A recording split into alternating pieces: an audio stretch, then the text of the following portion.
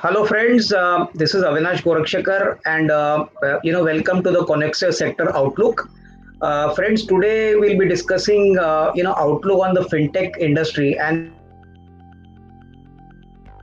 we are going to interview a prominent from the fintech space. In fact, it is a company which is into a lot of interesting activities in the payment gateway as well as in the billing gateway as well as on the app space. And most importantly, this company is going to go public in the next few months. We are going to introduce a very young entrepreneur by the name of Mr. Deepak Chand Thakur, and who's the chairman and managing director of Network People Services Technologies Limited. So without wasting time, let us start on the topic, which I feel is very interesting and which will add a lot of value for our, all of you, as well as, it will give you an insight of how the fintech industry works. So welcome to the show, Deepak ji. Thank you so much for inviting us, sir. It's a great honor to be here. So, I think, like you rightly mentioned, fintech is in a very disruptive position right now in the country, not just country, but even globally. And it really carries a lot of value, how it gets adopted and how countries actually shape around the policies. Okay, Deepak ji, tell us something about your thought process on what is actually happening in the UPI space. We have been hearing that UPI payments have actually crossed credit cards and debit cards payments.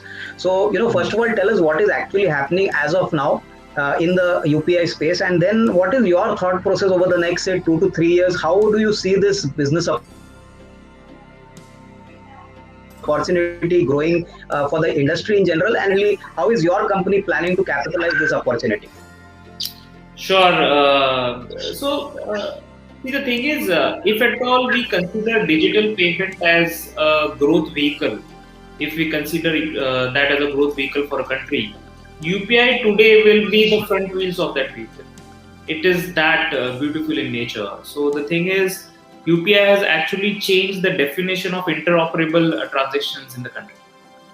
Earlier, in order to be interoperable in nature, everyone needed payment gateway. You really need all the bank accounts to be into a single platform, and that platform should be accessible to customers via some or the other means, and that is where you had a payment gateway in place. But now UPI allows you to transact in any bank account irrespective you're holding any third-party application, and that is the nature of the this nature of the product allows UPI to be one of the most important and the most disruptive technology as of now. So let us look at the transaction statistics. October 2019, UPI was about 1 billion transaction a month. October 2020, it was 2 billion transactions a month. 2-3 years down the line, this volume is expected to be around 1 billion per day. And one of the biggest reasons for such a huge jump is not just because the nature of the product allows you to replace transactions around POS terminal, transactions around card payments, transactions around mobile banking, internet banking, but it also has a lot of new use cases which is coming in future around auto payments, recurring payments, scheduled solutions. So all of these solutions are going to ensure that the utilization of UPI is going to increase manyfold, and at the same time, the nature of the product is going to add more and more solutions as and when we go ahead. So you see that UPI is already being adopted by the market for IPO. That is one example. And the moment we have new use cases coming in, we will see a lot of such merchant categories where still transactions are manual in nature, or transactions are semi-manual in nature, where check-based transactions are happening. UPI is indeed going to replace those modes of transactions also. So while all this, yes. I think Deepak ji, one understanding which I got from your company is that you follow a microservice kind of approach, a model to basically scale up your business. Now, tell me Yeah. one thing. This is very useful for you because I have some friends in the industry who told me that this is a very unique feature which this company is offering, and that will help the company grow significantly in terms of scalability. But tell me one thing that in this industry, what is the differentiation you have with other companies and how difficult it is for other competitors to copy your business model? You know that in this industry or any industry, whenever something new is found, most competitors get attracted and people try to copy some other company. Of course, you have your own unique strengths, but in what aspect you are different from others, and how do you think you will be able to retain your competitive advantage? Rightly pointed out, sir. So let me understand that when we are talking about microservices, we are talking about breaking all these solutions into small pieces and making it available for any merchant category. So the solution that we have built is not very generic in nature. I mean, it's not a solution which is very generic and can be copied across every platform, but it has smaller sections and the capability to have a much larger piece in the market. So what we have done is, for last 6 years, we have been working in payment space. We have large scale banks using our platform. We are doing nothing less than 7 to 8 million daily transactions, financial transactions on our platform. We are managing nothing less than 7 million customers on this payment switch. So this payment switch allows our customers to scale rapidly, so it can be scaled overnight. And the best part is this 5 6 years of experience has given us much more futuristic value, which is not that easy to copy, because we are not creating a product which is simple in nature, but we have created a processing engine. It's a payment solution. So while other competitors, when they will start looking at this solution, they will start looking at this market. When they will start at level 1, we will already be sitting at level 4 and 5. We are not just working on the existing technologies and existing requirements, but we are also working on the solutions which will be required 3 to 4 years down the line. The nature of the requirements which is expected to come around intelligence driven platform, around financial risk management solutions, around the categories which are completely excluded out of digital payments. These are the Okay. areas where we are working based on the 5 years of experience we have with the payment processing engine. So that is what we foresee. And we are right at the stage where we are able to take this advantage. We have launched this solution not just for banks. We have taken this solution little ahead, and we have now started adding merchants to our solution. Open banking is another piece which has come to our platform. At the very same time, payments as not just as a solution to collect, but also the entire financial value chain, where the payment piece, along with invoicing, receipt, book of accounts, reconciliation, all the industry challenge around the financial value chain, that is absorbed in our product. So that's the scalability we are talking. Okay. Fine, Deepak ji. Deepak ji, now tell me one thing that in every business there is a competitive moat, which helps you build a strong competitive advantage compared to others. Now you said that you have built, services kind of pockets for various verticals, and you have done this for the last 6 years. Now tell me one thing from a financial perspective. Will you be burning a lot of cash on new kind of software which you develop, or is it going to basically be the IPO money which you're going to raise? Is it going to actually meant for maybe buying out some technologies or taking some more people on board? Because this money which you're going to raise from the IPO, basically we want to understand how is it going to be utilized. Is it going to be completely one is for the working capital part, and secondly, will some cash get burnt out? Because typically in such fintech companies, the success rate is not very high. And secondly, in very simple words, if I were to ask you, what is it what is the competitive mode? Like, mostly, for manufacturing companies, we look at basically the entry barrier, the capital cost.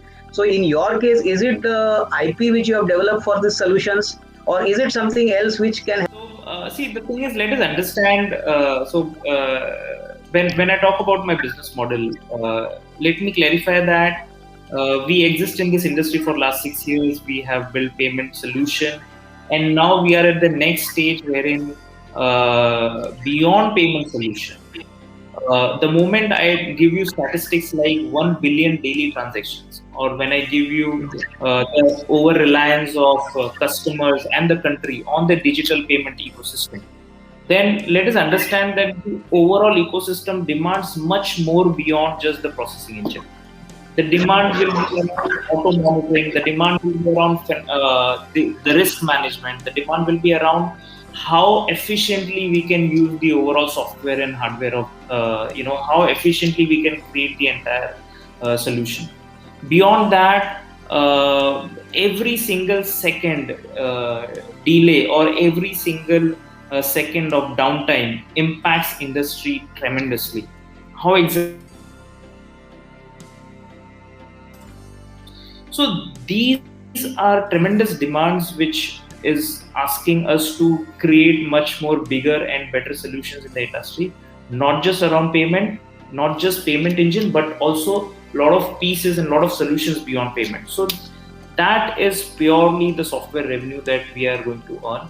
So it is our PNL is already built. We are already making money from this particular business, and with the growth in the industry, with the growth prospect, we are expecting that there are a lot of huge demands coming in from the existing customer and the new customers from the banking industry, financial industry, and merchant industry, where we will ultimately be generating revenue. Let us come to the second piece, and the most important growth factor for us is the third party application which we have built over last 3 years. Over last 3 years, as an organization policy, we have stayed bootstrapped.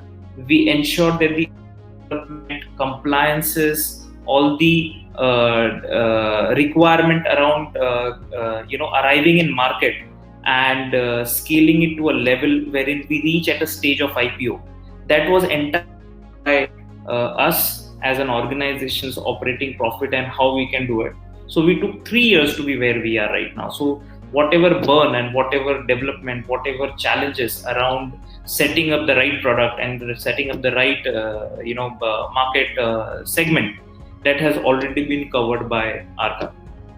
Now, when it comes to the usage of the IPO fund, let me make it very clear that NPST is not into B2C domain as such. So it takes around the acquisition of C customers, that I mean B2C domain. We are purely into B2B segment, wherein the acquisition of merchants are important for us, and that is where we generate revenue, because merchants pay for the growth in their business, and that is what we have been doing. We not only look at the merchant, but we also have our 5 to 6 years of relations with our banks and the corporate entities, and that is what is building our order book. Customers, and basis these order books, we execute the digital solution.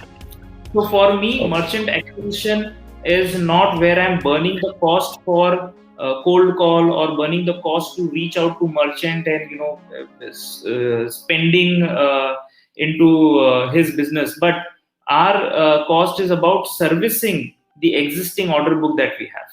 So that is where we are going to begin. We already have an order book of 40,000 plus merchants to whom we have to reach out and provide the digital payment solution.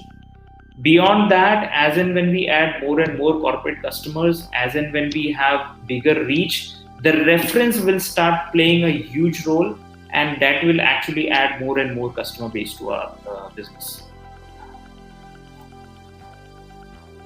Very well mentioned and very well explained by you. Now, tell me one. thing that as far as your company is concerned, I wanted to know what is the risk management systems at NPST, because all these apps which we hear, there is a huge scope for some fraudulent practices also. So if you can tell us, what is the kind of risk management process at your place, and assuming there is some fraudulent transaction which takes place, then what is the risk mitigation process which is actually undertaken by your company? यानी अगर कोई risk, कोई fraud आपके app पे होता है, मान लीजिए कोई फ्रॉडुलेंट ट्रांजैक्शन होता है, तो उसमें रिस्क मैनेजमेंट प्रोसेस के पॉइंट ऑफ व्यू से एनपीएसटी ने कैसे तैयारी की है? Sure. So let me first explain one transaction flow. So we first of all will be a facilitator for transacting between two banks. So the money is between two banks, not in our system. So we are not allowed to hold any funds. We are not allowed to, retain any financial data. The entire transaction will be between a remitter bank and the beneficiary bank. So this is the solution which will allow users to transact on our platform in their bank account. So this is the transaction model. It may be between peer-to-peer, or it may be peer-to-merchant.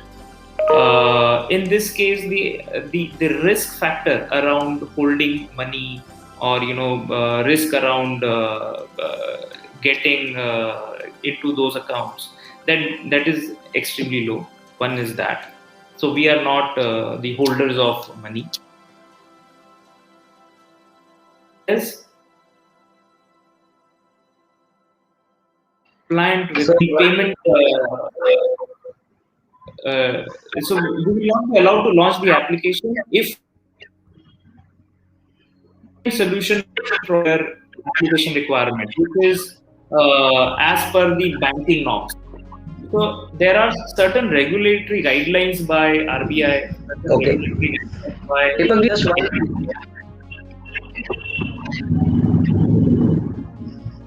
Yeah, Deepak ji, sorry to interrupt, but just one small clarification. I think you can clear it for all of us.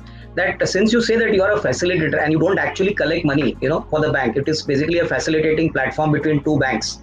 That is what our company does. So it means you all have not paid any kind of non-compliance kind of damages so far. So nothing of that sort has been done by you at all. So it is basically out of your ambit completely.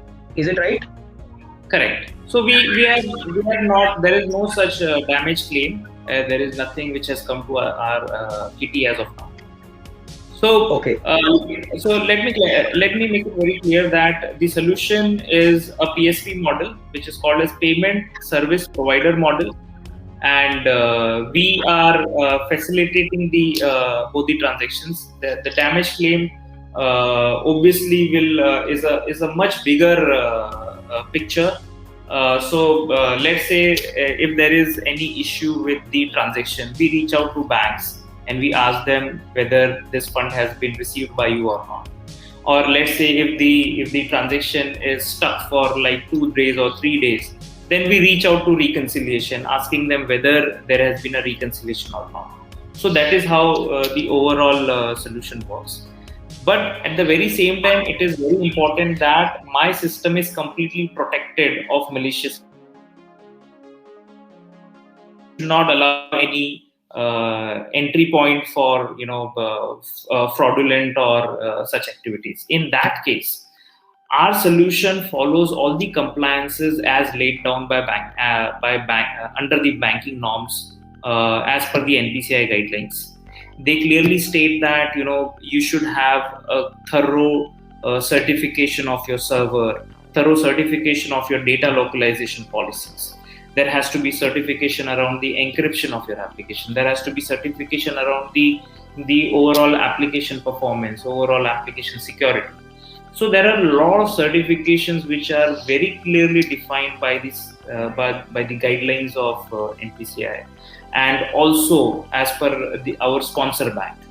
So only and only if we are able to go through it and we have a third party certification in place, we will be allowed to launch our application. If we are not able to do that, our application will not be in market. So this ensures that we follow all the compliances and customers are safe transacting on our solution. Clarification, as I understand, from what you told me now, basically any fraud related activity is going to be handled by the bank itself. So it doesn't come under our ambit at all, right? Suppose there's a fraud, because we hear sometimes, in a lot of PSU companies, frauds have happened either manually or online. So any fraud is the bank, right? It doesn't come under your ambit at all. So no, so let me make it clear. The funds are not in my account or in my software. Funds are in bank accounts. Bank account. Okay. So wherever there are frauds very specific to those use cases, it will be in the bank. My application is the entry point, so I have to ensure that my application is secured in nature, and that security Exactly. follow compliances as laid down by the banking norm. So वो हमें ensure करना है. Okay.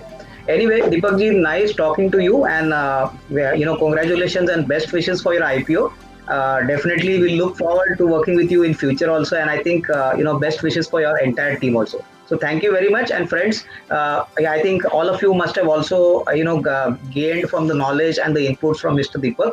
So I think we'll meet sometime later, but thank you very much and goodbye.